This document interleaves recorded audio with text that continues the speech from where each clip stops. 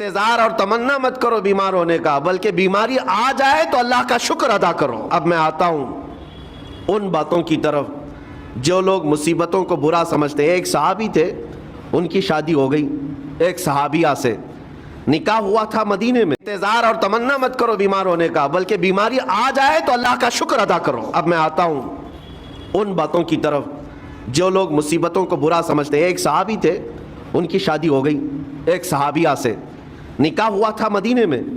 سال بھر خوشحالی سے گزرتے رہے، بہت اچھے دن گزرے۔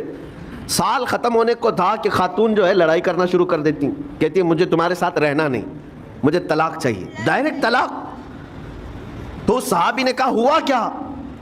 وہ صحابیہ کہتی تھی نہیں مجھے تمہارے ساتھ رہنا نہیں۔ صحابی نے کہا ٹھیک ہے، اگر ایسا ہی ہے تو حضور پاک صلی اللہ علیہ وسلم کے پاس چلتے ہیں، وہاں جا کر فیصلہ کرا لیں گے۔ صحابیہ مان گئیں، کہا چلو چلتے ہیں۔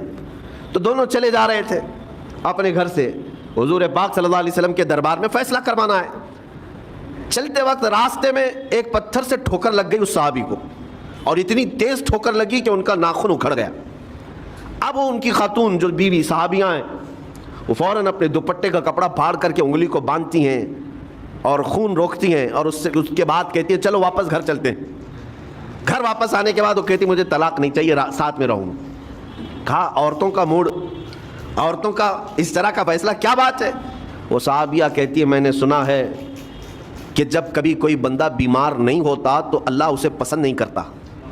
میں نے جب سے تم سے شادی کی ہے، سال بھر ہو گئے، ایک بار بھی تم کو بیمار ہوتے نہیں دیکھا۔ مجھے ایسا لگنے لگا کہ کہیں تم اللہ کے ناپسندیدہ بندے تو نہیں ہو، اس لیے میں تمہارے ساتھ نہیں رہنا چاہتی تھی۔ اب جب راستے میں ٹھوکر لگ کر ناخن اکھڑ گیا تو مجھے احساس ہوا کہ اللہ تجھے بھی پسند کرتا، میرے ساتھ رہنے کو تیار ہوں۔ وہ صحابیہ تھیں۔ میرے عزیزو، اس کا مطلب یہ نہیں کہ ہم آپس میں ایک دوسرے کے بیمار ہونے کی انتظار میں رہیں۔ شوہر یہ سوچے کہ میری بیوی بیمار کیوں نہیں ہوتی، اور بیوی یہ سوچتی رہے کہ میرا شوہر بیمار کب ہوگا۔ وہ توکل کا اعلیٰ درجہ ہے۔ انتظار اور تمنا مت کرو بیمار ہونے کا، بلکہ بیماری آ جائے تو اللہ کا شکر ادا کرو، آ جائے تو صبر کرو۔